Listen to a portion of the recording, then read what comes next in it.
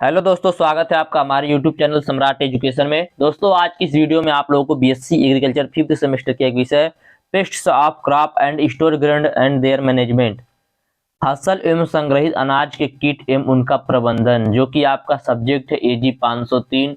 तो इसका कुछ मोस्ट इंपॉर्टेंट 10 क्वेश्चन बताने वाला हूं, जो कि आपके एग्जाम के लिए बहुत ही ज्यादा महत्वपूर्ण होने वाला है। तो आप लोग वीडियो को पूरा देखिएगा। तो सबसे पहले 5 से 6 में शॉर्ट क्वेश्चन कराऊंगा, उसके बाद 4 से 5 आप लोगों को लॉन्ग क्वेश्चन कराया जाएगा। तो वीडियो को पूरा जरूर देखिएगा। और देखिए, ये जो सब्जेक्ट है, आप लोग मैं थोड़ा सा इसकी जानकारी दे देता हूँ। ये थोड़ा सा जो सब्जेक्ट है एंटमोलॉजी है, ठीक है। एंटमोलॉजी सब्जेक्ट है, जो कि आपने सेकेंड सेमेस्टर में पढ़ा था एंटमोलॉजी। उसके बाद आपने पढ़ा था integrated pest and disease management, जो कि पैथोलॉजी था। इसमें पैथोलॉजी का भी यूज होगा, ठीक है। और एंटमोलॉजी ज़्यादा से ज़्यादा इसमें आपको एंटमोलॉजी पढ़ना है। तो एंटमोलॉजी जो है उसमें भी आप लोग देखे तो थोड़ा सा हार्ड था, और इसमें भी थोड़ा सा हार्ड है। इसमें थोड़ा सा नहीं, बहुत ज़्यादा हार्ड है। इसी सब्जेक्ट में सबसे ज़्यादा बैक लगता है, ठीक है। यह जो आपका एजी 503 है, मैं आप लोग बता दे रहा हूँ, डरा नहीं रहा हूँ आप लोग, मैं सिर्फ बता रहा हूँ, ठीक है। लेकिन कोई दिक्कत नहीं, मैं जितना बताऊंगा आप लोग जितना पढ़ लेंगे तो दावे के साथ मैं बोल सकता हूँ किसी का बैक नहीं लगेगा। इतना तो 100% की गारंटी मैं लूंगा। लेकिन जितना मैं बताऊंगा उतना पढ़ना पड़ेगा, ठीक है। तो एजी 503 जो ये सब्जेक्ट है, इसमें बहुत ज़्यादा बैक लगता है। इसीलिए इस सब्जेक्ट में थोड़ा सा मेहनत ज़्यादा करने की आवश्यकता है। तो इसीलिए इस सब्जेक्ट का क्वेश्चन भी थोड़ा सा ज़्यादा आप लोग कराया जाएगा। और आज दोपहर में भी वीडियो डाला जाएगा, और शाम को भी लगभग आज 3 से 4 वीडियो आप लोग को इसी सब्जेक्ट का दिया जाएगा, ठीक है। तो आप लोग वीडियो को पूरा देखिएगा। और यदि आप लोग इस पूरे वीडियो को देख लेंगे जितना मैं इस सब्जेक्ट से डालूंगा, तो 100% मैं दावे के साथ बोलता हूँ आप लोगों का एग्जाम जो है बहुत ही अच्छा जाएगा, और आप लोग अच्छा नंबर भी लाएंगे इस सब्जेक्ट में। तो चलिए स्टार्ट करते हैं आज का पहला क्वेश्चन बिना टाइम बर्बाद किए हुए। क्वेश्चन है पेस्ट आउटब्रेक क्या है, ठीक है। पेस्ट आउटब्रेक क्या है, बहुत ज्यादा इंपॉर्टेंट है, पूछता है, लॉन्ग में भी पूछता है और शॉर्ट में भी पूछता है। तो मैं पहले बता देता हूँ पेस्ट आउटब्रेक क्या होता है, उसके बाद मैं आप लोगों को बताऊंगा कि इसके बारे में लॉन्ग में, ठीक है। तो पेस्ट आउटब्रेक क्या होता है, सबसे पहले जान लीजिए। जब कीटों की संख्या फसलों में अधिक से अधिक हो जाए, जब कीटों की संख्या फसलों में अधिक से अधिक हो जाए और उनको नियंत्रित करना संभव नहीं होता हो, तब लाभ के बजाय हानि हो जाती है और पूरी फसल नष्ट हो जाती है। इसी को पेस्ट आउटब्रेक कहते हैं। पेस्ट आउटब्रेक क्या होता है समझ गए। मतलब देखिए, आपका कोई खेत है, ठीक है। ये आपका खेत है, इसमें आपने किसी फसल की बुआई की है, कोई फसल की आपने बुआई कर दी है। अब इस फसल में क्या होगा, जो कीट हैं उनकी संख्या बहुत अधिक हो जाएगी, ठीक है। कीट जो है इनकी संख्या पहले 1 थी, 2 थी, इसके बाद क्या होगी, धीरे धीरे बढ़ती इनकी संख्या चली जाएगी और बहुत अधिक संख्या हो जाएगी। अब इतनी बड़ी संख्या इनकी हो जाएगी कि इनको हम लोग नियंत्रित नहीं कर सकते किसी भी कंट्रोल मेथड से। तो उससे क्या होगा, हम जब उसको नियंत्रित नहीं कर पाएंगे तो उससे हमें लाभ नहीं होगा, लाभ के बजाय हानि होने लगेगा। तो इसी प्रोसेस को बोला जाता है पेस्ट आउटब्रेक, क्योंकि पेस्ट इतने हो गए हैं कि अब उनको ब्रेक करना बहुत ही मुश्किल है। ब्रेक मतलब रोकना। पेस्ट इतने ज्यादा अधिक हो गए हमारे खेत में कि इनको रोकना बहुत ही कठिन हो गया है। तो इसी को बोला जाता है पेस्ट आउटब्रेक। पेस्ट आउटब्रेक क्या होता है कि जब कीटों की संख्या फसलों में अधिक हो जाती है और उनको नियंत्रित करना संभव नहीं होता है, तब लाभ के बजाय हानि हो जाती है और पूरी फसल नष्ट हो जाती है। इसी को ही कहते हैं पेस्ट आउटब्रेक, ठीक है। चलिए देखते हैं अगला क्वेश्चन। अगला question E I L. E I L क्या है, ई आई एल, इसको बोला जाता है इकोनॉमिक इंजरी लेवल, ठीक है। Economic injury level. पहले मैं इसको थोड़ा सा एक ग्राफ बनाऊंगा, उस ग्राफ के माध्यम से थोड़ा सा आप लोगों को समझाऊंगा, ठीक है। तो यह समझिए एक ग्राफ है, ठीक है। यह क्या है, एक ग्राफ है। यहाँ है आप लोग का ईडीपी, यहाँ है ईटीएल और यहाँ पर है ईआईएल, ठीक है। यह आपका एक ग्राफ है और यहाँ पर है ईडीपी, यहाँ पर ईटीएल और यहाँ पर है आपका ईआईएल। तो देखिए क्या होता है, जैसे कीट होते हैं ना, जो जैसे मैंने आप लोगों को बताओ पेस्ट आउट ब्रेक में मैंने क्या बताया कि कीट की संख्या इतनी अधिक हो जाएगी कि उनको नियंत्रित करना संभव नहीं होता है। तो वह जो होता है, इससे पता लगा सकता है कि हमें कब नियंत्रण का उपाय करना चाहिए कि हम लोग कीटों को नियंत्रित कर सकते हैं, ठीक है। देखिए क्या होता है, पहले जो कीट होते हैं वह यदि ईडीपी पर रहेंगे, ठीक है, ईडीपी पर रहेंगे, तो यह हमारी फसलों को हानि नहीं पहुंचाएंगे। इससे हमारी फसलों को किसी प्रकार का हानि नहीं होगा, ठीक है।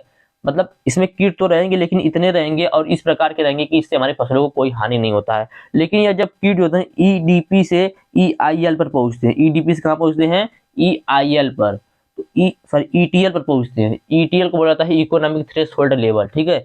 जब ईडीपी तक पहुंचते, ईडीपी तक जब रहते हैं कीट, तो हम सभी को पता होता है, हम सबको पता, यह जानकारी होती है कि यहाँ पर कोई नियंत्रण की विधि नहीं करना है, यहाँ पर जो पेस्ट होंगे वह उससे हमें किसी प्रकार का नुकसान नहीं होगा। लेकिन जब ये ईडीपी से ईटीएल पर जाते हैं, ठीक है, ईटीएल पर जाते हैं, इकोनॉमिक थ्रेशोल्ड लेवल, तो हमें यहाँ पर नियंत्रण का उपाय करना शुरू कर देना चाहिए। यहाँ पर हमें कीटों को नियंत्रित कर लेना चाहिए, ठीक है। यदि यहाँ पर हम लोग कीटों को नियंत्रित नहीं करेंगे, यदि हम लोग ईटीएल पर कीट को नियंत्रित नहीं कर पाएंगे, तो यह कीट क्या होगा, ईटीएल पर चले जाएंगे, सॉरी ईआईएल पर चले जाएंगे। तो यह क्या करने लगेंगे, हमारी फसल को नुकसान पहुंचाएंगे। तो ये होता है इकोनॉमिक इंजरी लेवल। ईआईएल पूछा तो ईआईएल क्या होता है, मैं आप लोगों को एकदम सामान्य बातों में बताऊं तो ईआईएल क्या होता है, इसमें पीड़क जो होते हैं, इसमें पेस्ट की वह संख्या होती है जो एक निश्चित क्षेत्र पर पेस्ट की संख्या का पॉपुलेशन होता है, घनत्व होता है, और फसलों को आर्थिक हानि पहुंचाता है, ठीक है।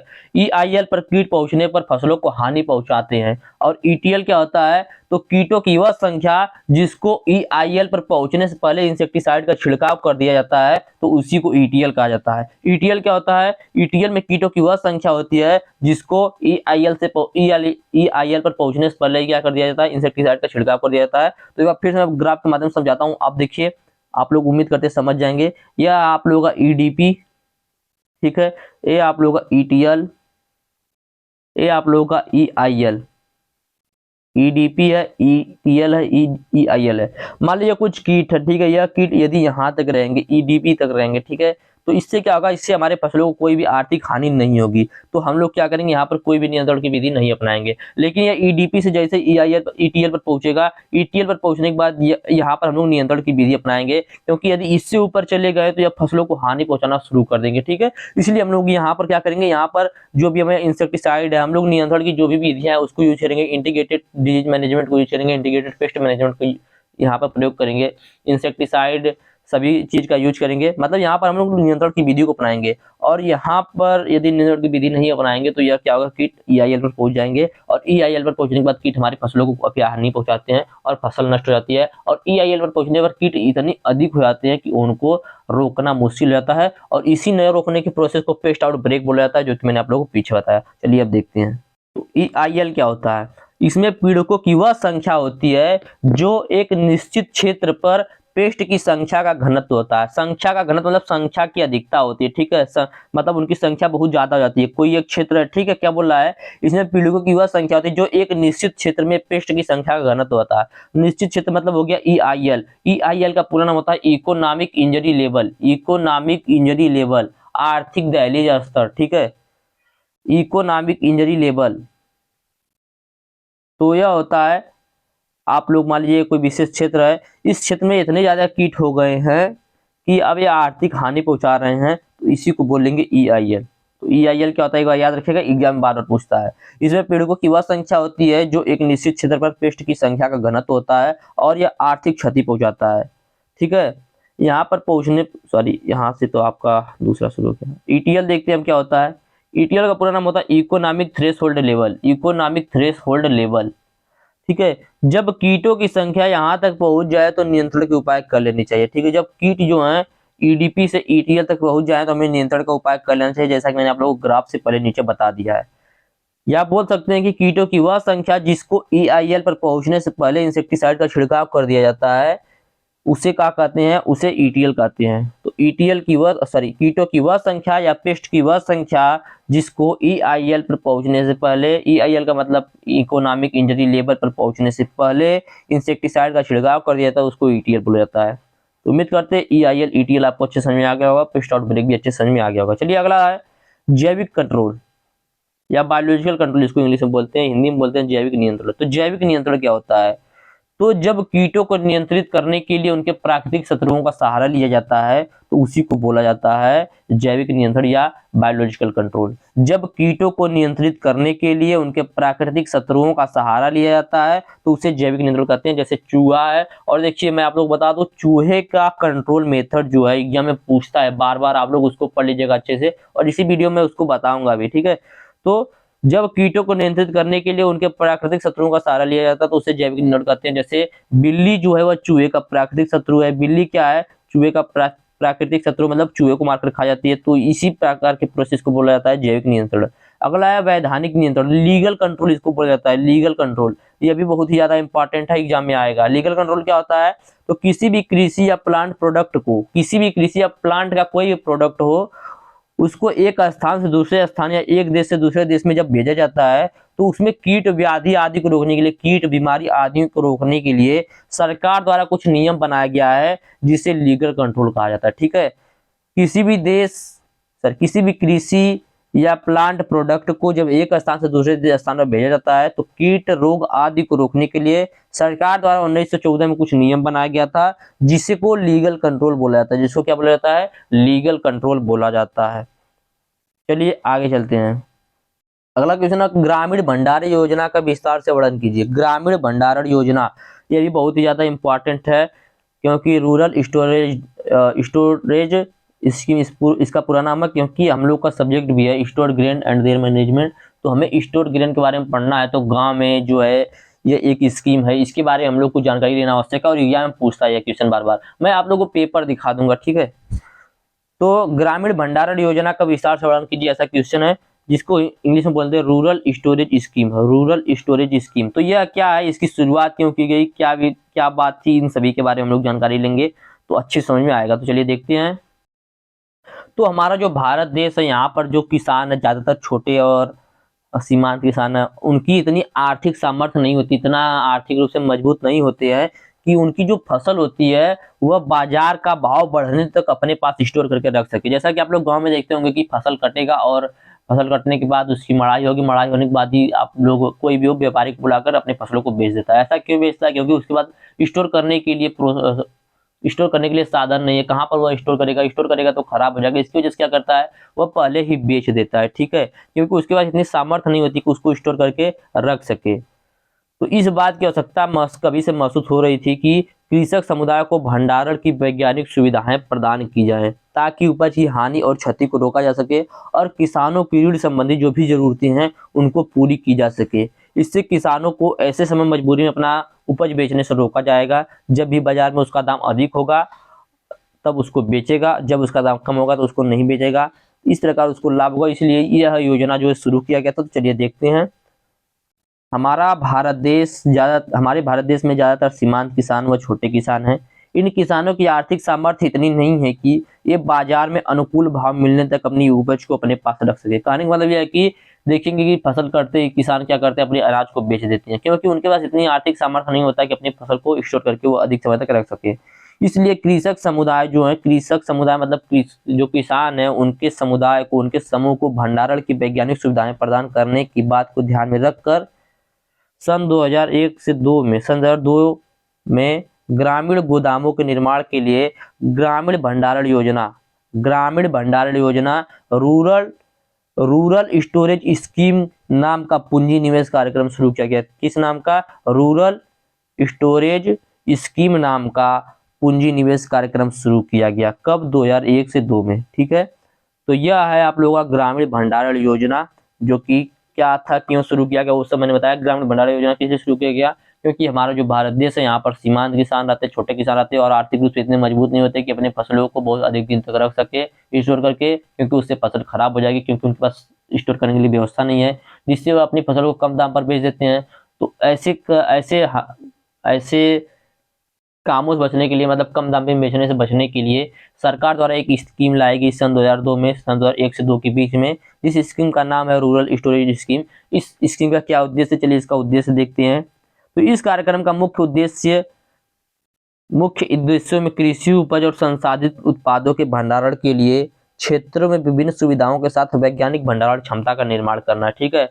यह जो रूरल स्टोरेज स्कीम है, इसका मुख्य उद्देश्य है कि कृषि उत्पादन के लिए गांव में वैज्ञानिक भंडारण क्षमता का निर्माण करना, ठीक है। ऐसी एक गोदाम बनाना, गोडाउन बोल सकते हैं, ठीक है, जिसमें क्या कर सके, किसान अपना भंडारण कर सके।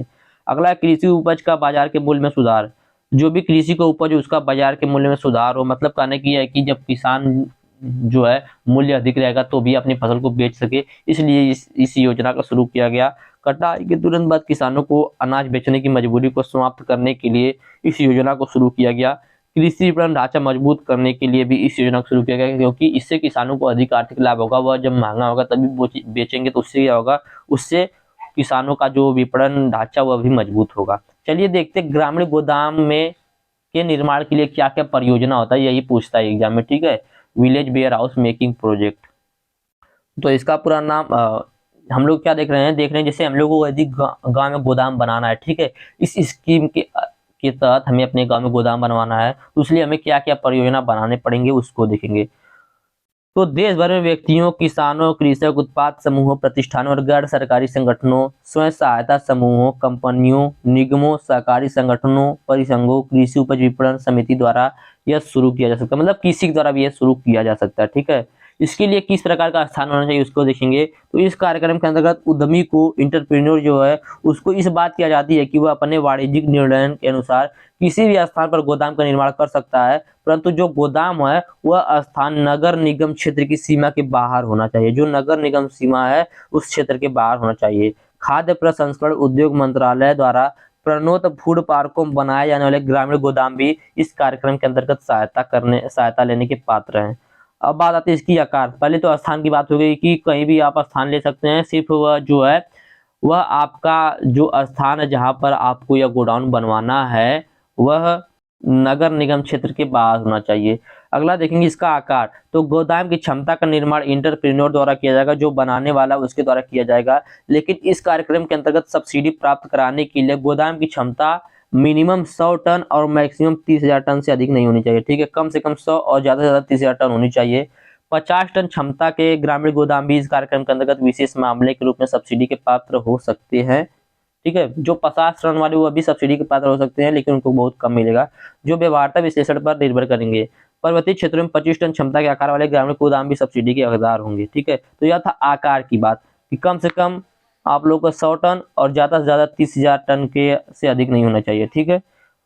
अगला देखते हैं वैज्ञानिक भंडारण के लिए शर्तें। तो वैज्ञानिक भंडारण के लिए क्या क्या शर्तें हैं, क्या क्या शर्त होती है, तो उसको देखेंगे। तो कार्यक्रम के अंतर्गत निर्मित इंजीनियरिंग अपेक्षाओं के अनुरूप ढांचागत दृष्टि से मजबूत होने चाहिए और कार्यात्मक दृष्टि से कृषि उपज भंडारण के लिए उपयुक्त होने चाहिए। जो भी हम लोग बनवा रहे हैं अपना स्टोरेज, वह क्या होना चाहिए, इंजीनियरिंग अपेक्षाओं के अनुरूप होना चाहिए। उसमें वैज्ञानिक विधि से स्टोर करने के लिए प्रोसेस होना चाहिए, कृषि उपज के भंडारण के लिए उपयुक्त होना चाहिए। उद्यमी को गोदाम के प्रचालन के लिए लाइसेंस प्राप्त करना पड़ता है। इसके शर्त में राज्य गोदाम अधिनियम या किसी अन्य संबंध कानून के अंतर्गत राज्य सरकार द्वारा ऐसी अपेक्षाएं की गई हैं कि 1,000 टन क्षमता या उससे अधिक ग्रामीण गोदाम केंद्रीय भंडारण निगम CWC के से प्रत्यायित होने चाहिए, ठीक है। केंद्रीय भंडारण निगम। अगला देखते हैं ऋण संबंध में सहायता, ठीक है, हेल्प विद क्रेडिट। तो देखिए सरकार जो होता है इसके लिए क्या देती है, पैसा देती है, ठीक है। तो इस कार्यक्रम के अंतर्गत सब्सिडी संस्थागत ऋण से संबंधित होती है और केवल ऐसी परियोजनाओं के लिए दी जाती है जो वाणिज्यिक बैंकों, कृषि विकास वित्त निगमों, शहरी सहकारी बैंकों आदि से वित्त पोषित की गई हो, ठीक है। कार्यक्रम के अंतर्गत सब्सिडी गोदाम के प्रचालन के कार्यात्मक दृष्टि से अनुषंगी सुविधाओं जैसे बिल्डिंग, भीतरी सड़क, प्लेटफॉर्म, मानसिक जल निकासी प्रणाली के निर्माण, धर्म कांटा लगाने, ग्रेडिंग, पैकेजिंग, गुणवत्ता प्रमाणन, वेयर हाउसिंग सुविधाओं सहित गोदाम के निर्माण की पूंजी लागत पर दी जाती है, ठीक है। तो ये देखिए इन सभी चीजों पर क्या किया जाता है, सब्सिडी दिया जाता है। तो याद रखिएगा इंपॉर्टेंट है, परीक्षा में आ सकता है, इसकी वजह से मैं बता रहा हूँ। अगला है वायदा ऋण पूंजी, फ्यूचर डेब्ट फैसिलिटी, ठीक है। तो इन गोदामों में अपनी उपज रखने वाले किसानों को उपज गिरवी रखकर वायदा ऋण प्राप्त करने का पात्र समझा जाएगा। वायदा ऋणों के नियम एवं शर्तें, ब्याज दर, गिरवी रखने की अवधि, राशि आदि का निर्धारण रिजर्व बैंक, नाबार्ड द्वारा जारी दिशा निर्देशों और वित्तीय संस्थाओं द्वारा अपनाई जाने वाली समान बैंकिंग पद्धति के अनुसार किया जाएगा, ठीक है। अगला बात आता है सब्सिडी। तो सब्सिडी की क्या दरें रहेंगी, किसके लिए, ओबीसी, SC, ST किसके लिए क्या रहेंगी। तो अनुसूचित जाति, अनुसूचित जनजाति मतलब ओबीसी सॉरी SC, ST उद्यमियों और इन समुदायों से संबंध सहकारी संगठन का तथा पूर्वोत्तर राज्यों, पर्वतीय क्षेत्रों में स्थित परियोजनाओं के मामले में परियोजना की पूंजी लागत का 1/3 33.33% सब्सिडी के रूप में दिया जाएगा, जिसकी अधिकतम सीमा 3 करोड़ रुपए होगी, ठीक है। 3 करोड़ रुपए की सब्सिडी दी जाएगी। अगला है किसानों को सभी श्रेणियों, कृषि स्नातकों और सहकारी संगठनों से संबंध परियोजना की पूंजी लागत का 25% सब्सिडी दी जाएगी, जिसकी अधिकतम सीमा 2 करोड़ 25 लाख रुपए होगी, ठीक है। अगला देखते हैं। अन्य सभी श्रेणियों के व्यक्तियों, कंपनियों और निगमों को परियोजना की पूंजी लागत का 15% सब्सिडी दी जाएगी, जिसका अधिकतम सीमा 1,35,00,000 रुपये होगा। ठीक है, 1,35,00,000 रुपये कितना कितना किसी सब्सिडी दिया रहा है, यह सब मैं बता रहा हूँ। देखिए बहुत ही ज्यादा इंपॉर्टेंट क्वेश्चन है, एग्जाम में पूछा हुआ है बार बार। एनसीडीसी की सहायता से किए जा रहे सरकारी संगठनों के गोदामों की जीर्णोद्धार की परियोजना लागत का 25% सब्सिडी दिया जाएगा। ठीक है, तो चलिए देखते हैं 1,000 टन तक के गोदाम के लिए वित्त प्रदाता बैंक द्वारा मूल्यांकित परियोजना लागत का वास्तविक लागत या रुपए 3500 प्रति टन भंडारण क्षमता की दर से आने वाली लागत, इनमें से जो भी कम हो। ठीक है, अगला है 1,000 टन से अधिक क्षमता वाले गोदामों के लिए, तो बैंक द्वारा मूल्यांकित परियोजना लागत या वास्तविक लागत या रुपए 1500 प्रति टन की दर से आने वाली लागत, इनसे जो भी कम हो। ठीक है, तो मतलब इतना इतना खर्च लगता है 1,000 टन का बनवाने में। तो यह था आप लोगों का रूरल स्टोरेज स्कीम, जो कि मैंने आप लोगों को बता दिया। उम्मीद करते हैं अभी आपको समझ में आया होगा कि इसको क्यों बनाया गया, इसका उद्देश्य क्या था, इसके लिए क्या क्या आप लोगों का परियोजना होना चाहिए, इसके लिए आपको एक स्थान चाहिए, उसका आकार चुनना पड़ेगा, उसके लिए कुछ शर्त बनाए गए हैं। ठीक है, उसके लिए आपको सब्सिडी दिया जाता है। चलिए आगे देखते हैं अगला क्वेश्चन। अगला क्वेश्चन है भंडारण के खाद्य भंडारण। ठीक है, भारत के खाद्य भंडारण की अन्य देशों से तुलना कीजिए तथा खराब भंडारण से उत्पन्न समस्याओं को उल्लेख कीजिए। क्वेश्चन क्या है, क्वेश्चन है भारत के खाद्य भंडारण की अन्य देशों से तुलना कीजिए तथा खराब भंडारण से उत्पन्न समस्याओं का उल्लेख कीजिए। तो चलिए देखते हैं। तो सबसे पहले देखेंगे भारत में क्या क्या है, उसके बाद देखेंगे हम लोग अमेरिका में क्या क्या है। ठीक है, तो हम लोग इसकी तुलना अमेरिका से करेंगे भारत की। तो भारत में खाद्य भंडारण एक महत्वपूर्ण समस्या है, क्योंकि यहाँ किसानों की जनसंख्या बहुत अधिक है। मतलब भारत जो हमारा है कृषि एक कृषि प्रधान देश है, यहाँ पर किसान जो है बहुत अधिक है। ठीक है, इससे क्या होगा, इससे भंडारण के लिए जो है सबके लिए उपयुक्त संसाधन नहीं है। ठीक है, तो भारत में खाद्य भंडारण एक महत्वपूर्ण समस्या है, महत्वपूर्ण मुद्दा है, क्योंकि यहाँ किसानों की जनसंख्या अधिक है। बड़ी जनसंख्या होने के कारण खाद्य उत्पादों के भंडारण की जिम्मेदारी भी अधिक है, उसके लिए अधिक भंडारण स्टोरेज की आवश्यकता होगी। ठीक है, चलिए देखते हैं। भारत सरकार ने देश की जरूरतों को पूरा करने के लिए केवल 4 सिलो मतलब स्टोरेज, ठीक है, स्टोर जो होता है उसको बनाया। ठीक है, तो भारत सरकार ने देश की जरूरतों को पूरा करने के लिए केवल 4 सिलो, जो कि कोलकाता, चेन्नई, मुंबई और हापुड़ गाजियाबाद में है, इसको बनाया है और इसी को पर्याप्त माना है। भारत में शेष अनाज को इतनी खराब स्थिति में स्टोर किया जाता है कि कई बार 10% का नुकसान हो जाता है। कई बार क्या होता है, 10% का नुकसान हो जाता है। और 10% का मतलब भारत में कितना हो गया, तो 10% का मतलब लगभग भारत में हो गया 1,80,000, सॉरी 18 लाख। ठीक है, 10% का मतलब भारत में कितना हो गया, 18 लाख टन। ठीक है, 18 लाख टन कितना हो जाता है, 18 लाख टन, जो कि यदि यही 18 लाख टन बच जाता अनाज, तो उससे क्या होता है, उससे आर्थिक रूप से मजबूती मिलती। ठीक है, और भूखमरी से बहुत लोग नहीं मरते। आज के समय में भारत में तो वैसे बहुत कम ही लोग भूखमरी से मर रहे हैं, लेकिन फिर भी बहुत सारे लोग ऐसे हैं जो भूखमरी से मर रहे हैं भारत जैसे देश में भी। ठीक है, तो भारत सरकार ने देश की जरूरतों को पूरा करने के लिए केवल 4 सिलो, जो कि कोलकाता, चेन्नई, मुंबई और हापुड़ गाजियाबाद में स्थित है, इसी को पर्याप्त माना है। भारत में शेष अनाज को इतनी खराब स्थिति में स्टोर किया जाता है कि कटाई के बाद 10% का नुकसान हो जाता है। तो यह याद रखिएगा, हम लोग भारत की तुलना किससे करें, अमेरिका से। हमने भारत में देखा क्या क्या है, अब देखेंगे अमेरिका में क्या क्या है। तो अमेरिका में कृषि और तकनीक उन्नति के क्षेत्र में बहुत ज्यादा निवेश हुआ। अमेरिका जैसा देश जो है वह कृषि के तकनीकी में बहुत ज्यादा निवेश किया, बहुत ज्यादा पूंजी लगाया, इन्वेस्ट किया है, जिससे खाद्य भंडारण की उन्नति हो रही है, जिससे वहां पर खाद्य भंडारण के लिए उन्नति हो रही है। अमेरिका में उच्च प्रौद्योगिकी का उपयोग करके उन्नत भंडारण और प्रबंधन तकनीक का उपयोग होता है। अमेरिका जैसा देश जो है वहां पर उच्च प्रौद्योगिकी मतलब अच्छी टेक्नोलॉजी का उपयोग करके अच्छे तरीके से भंडारण और प्रबंधन तकनीकों का उपयोग किया जाता है। वर्तमान में अमेरिका ने अपने वार्षिक अनाज उत्पादन के बराबर यह अस्थायी भंडारण क्षमता स्थापित कर लिया है। वर्तमान समय में अमेरिका जो है वह अपने वार्षिक अनाज उत्पादन के बराबर अस्थायी भंडारण क्षमता को स्थापित कर लिया है, लेकिन हमारे भारत देश में अभी भी 4 ही भंडारण क्षमता है। ठीक है, 4 ही भंडारण स्टोरेज है। ठीक है, स्टोरेज है। चलिए देखते हैं खराब भंडारण से उत्पन्न समस्याएं। तो खराब भंडारण से क्या क्या समस्याएं उत्पन्न होती है उसको देखेंगे। तो फफूंद लगा अनाज, जो कि जिस अनाज में क्या लगता है, फफूंद लग जाता है, खराब हो जाता है। फफूंद लगा अनाज बीमारियों का कारण बनता है। विश्व स्वास्थ्य संगठन WHO की एक रिपोर्ट के अनुसार इसमें माइटोटॉक्सिन, ठीक है, माइटोटॉक्सिन, टॉक्सिन मतलब क्या होता है, जहर, माइटोटॉक्सिस पाया जाता है, जो मानव स्वास्थ्य पर प्रतिकूल प्रभाव डालता है। ठीक है, जिसमें जिस भी अनाज में फफूंद लग गया है वह एक बीमारी के कारण बनता है, WHO की रिपोर्ट के अनुसार इसमें माइकोटॉक्सिस पाया जाता है जो कि मानव स्वास्थ्य पर प्रतिकूल प्रभाव डालता है। इससे मानव की जो एंटीबायोटिक उसमें कमी आ जाता है और कैंसर आदि का खतरा बढ़ जाता है किससे, माइकोटॉक्सिन से। अगला देखते हैं, खाद्य भंडारण की सुविधाएं न होने पर, खाद्य भंडारण की सुविधाएं न होने पर खाद्य सुरक्षा पर भी असर पड़ता है। ठीक है, जब खाद्य भंडारण की सुविधा नहीं होती है उससे खाद्य सुरक्षा पर भी असर पड़ता है, मतलब खाद्य जो है वह खाने योग्य नहीं रहता, दूषित हो जाता है। चलिए आगे देखते हैं। तो खाद्य भंडारण की कमी से कई स्थानों पर भंडारित खाद्य की कमी हो रही है, जिससे भूखमरी का सामना करना पड़ रहा है। ठीक है, जैसा मैंने बताया आप लोगों को कि 10% अनाज जो है वह नुकसान हो जाता है, मतलब 18 लाख टन।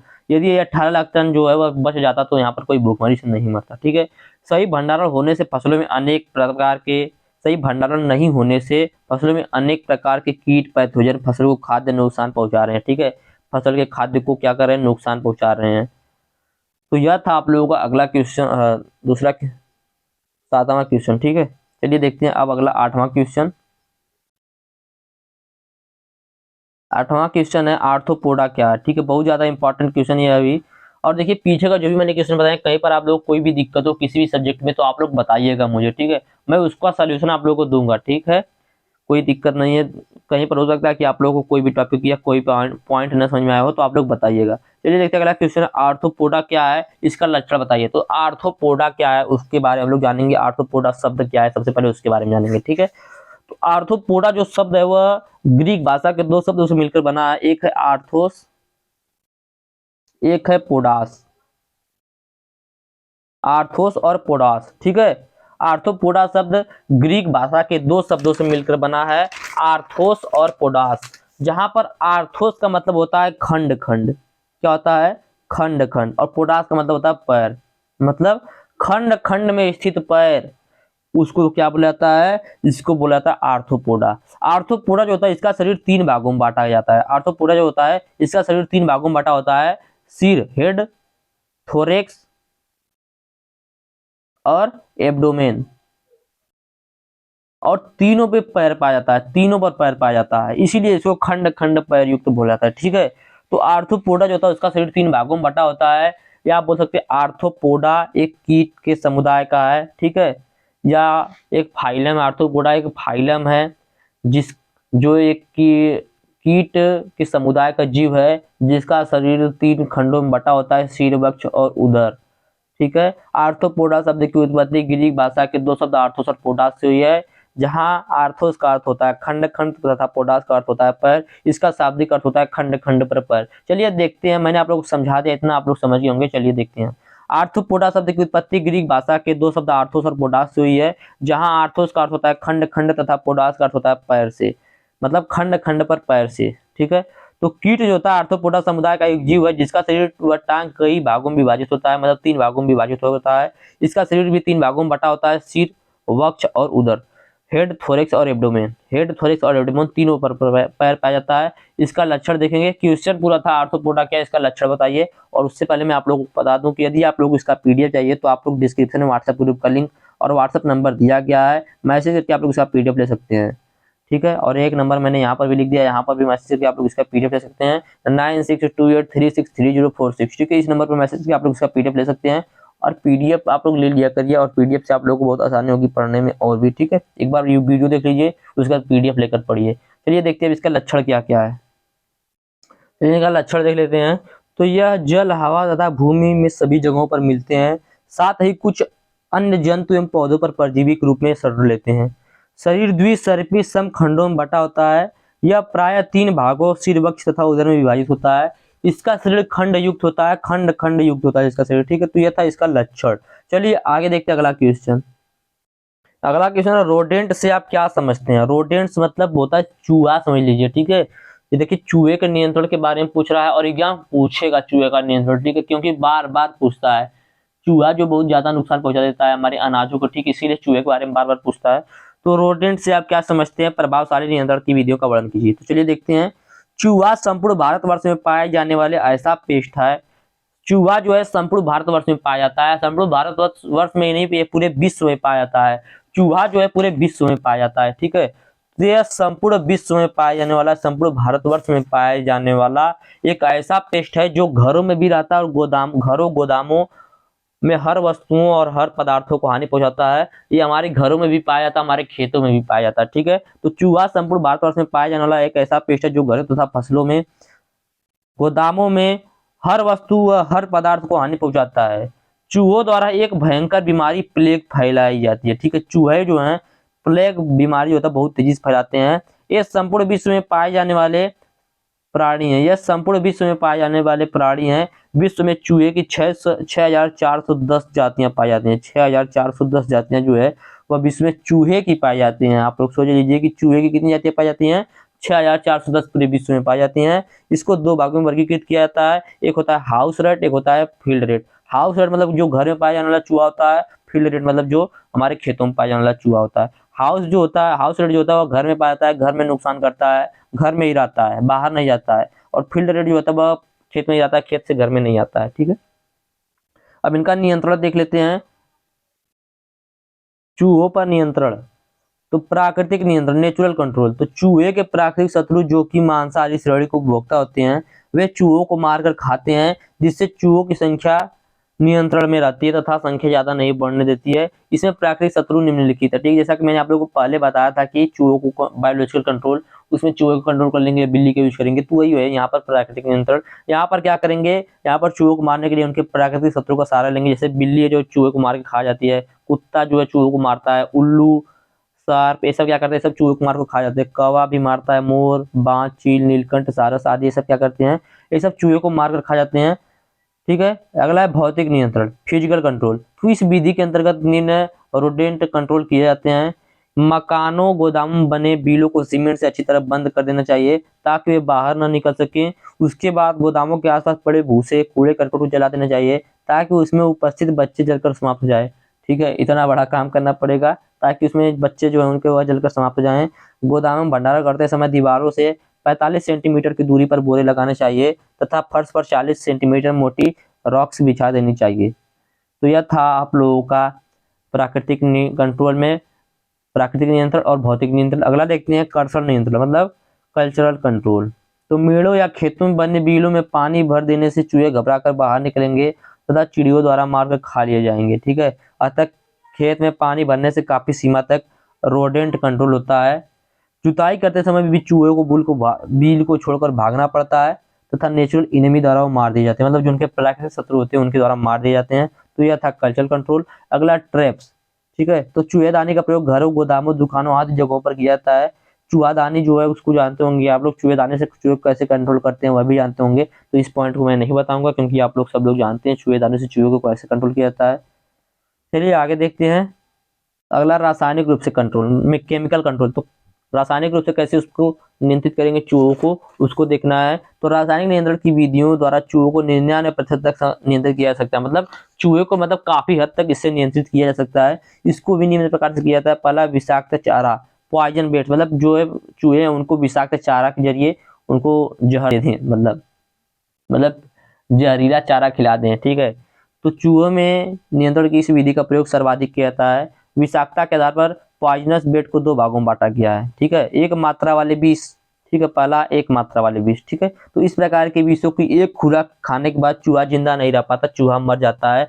ये अत्यंत विषैले होते हैं। इनमें जिंक फास्फेटिक अधिक मात्रा में पाया जाता है। यह विष जंतुओं, मानव, जानवरों के लिए भी विषैला होता है, मतलब यह मानव के लिए भी विषैला होता है। ठीक है, तो यह कौन कौन सा होता है, ये निम्न प्रकार के होते हैं। जैसे देखिए, पहला दिया arsenium oxide, sodium fluoro acetate, zinc phosphatic, barium chloride, norbormide ETC. तो ये सब जो है इनका प्रयोग किया जाता है एक बार में चूहे को कंट्रोल करने के लिए। अगला है बहुमात्रक विष, मल्टीपल डोज पॉइजन। तो इस प्रकार के विषों की एक खुराक में चूहे नहीं मरते, अतः बार बार खुराक देनी पड़ती है क्योंकि ये सिंगल डोज पॉइजन की अपेक्षा कम टॉक्सिक होते हैं, कम विषैले होते हैं।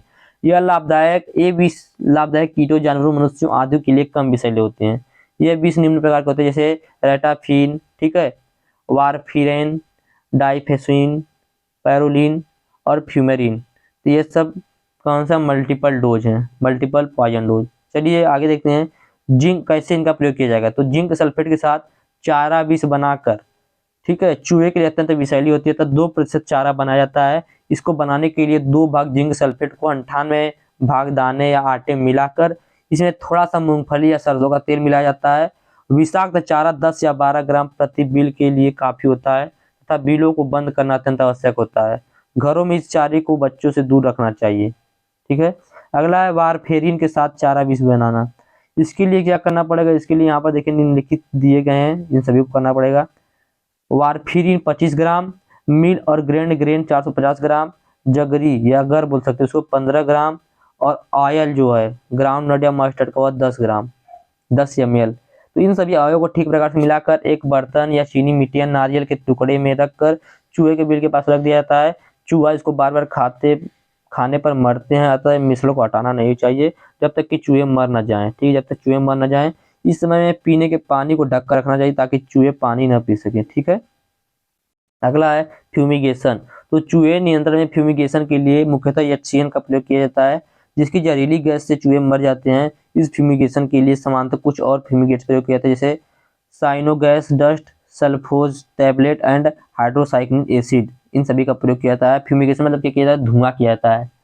ठीक है। अगला है सल्फास टैबलेट का 1/3 भाग प्रति 20 के हिसाब से प्रयोग किया जाता है। गोली को बिल में डालकर अच्छे प्रकार से बिल को बंद करना आवश्यक होता है, अन्यथा गैस बाहर निकल जाएगी। तो यह था आप लोगों का नवा क्वेश्चन, चूहे को किस प्रकार से कंट्रोल करेंगे, ठीक है, उसके बारे में, जो बहुत ज्यादा इंपॉर्टेंट है। चलिए देखते हैं अब 10वां क्वेश्चन। क्वेश्चन टिप्पणी कीजिए। ठीक है, टिप्पणी कीजिए निम्नलिखित। और पहला दिया सीड ट्रीटमेंट। तो सीड ट्रीटमेंट क्या होता है आप सभी लोग जानते होंगे, लेकिन लिखना कैसे, क्या लिखना है, ये उस टाइम याद नहीं आता है, तो मैं बता देता हूँ। तो फसलों में विभिन्न प्रकार के रोग लगते हैं जो मृदा जनित हो सकते हैं। ठीक है, मृदा जनित हो सकते हैं, वायु जनित हो सकते हैं, बीज जनित हो सकते हैं। मतलब air borne disease, soil borne disease, seed borne disease 3 ही प्रकार के होते हैं, आपको पता है। ठीक है, तो फसल में विभिन्न प्रकार के रोग वायु, मृदा जनित या बीज जनित हो सकते हैं। तो फसलों को इन रोगों से बचाने के लिए बुआई से पहले इन्हें कुछ रासायनिक दवाओं से एवं पोषक तत्वों की उपलब्धता बढ़ाने के लिए जैव उर्वरकों से उपचारित किया जाता है, जिसे बीज उपचार कहते हैं। जिसे क्या कहते हैं, जिसे बीज उपचार कहते हैं। मतलब बुआई से पहले बीजों को उपचारित किया जाता है ताकि उसमें जो भी कीट के अवशेष बचे हैं, रोगों के अवशेष बचे हैं, वो सब क्या हो, नष्ट हो जाएं। इसके लिए उनको उपचारित किया जाता है, जिससे बीज उपचार कहते हैं। और दलहनी फसलों को राइजोबियम कल्चर से उपचार किया जाता है ताकि उनमें जो है बीज की पोषक तत्वों की उपलब्धता और अधिक बढ़ जाए। तो यह था सीड ट्रीटमेंट। अगला है इंसेक्टिसाइड। इंसेक्टिसाइड क्या होता है, जैसे आपके फसलों में कोई कीट लग गया है, कोई रोग लग गया है, कोई बीमारी लग गई है, तो कीट लग गया, बीमारी नहीं, कोई कीट लग गया है, तो इन कीटों को नियंत्रित करने के लिए हम लोग जिस रसायन का प्रयोग करते हैं उसी को इंसेक्टिसाइड बोला जाता है। तो कीटों से होने वाले नुकसान को कम करने, दूर भगाने वाले पदार्थों के मिश्रण को कीटनाशक कहते हैं। अगला स्टोरेज पेस्ट। स्टोरेज पेस्ट क्या होता है, भंडारण की चीज इसको बोला जाता है।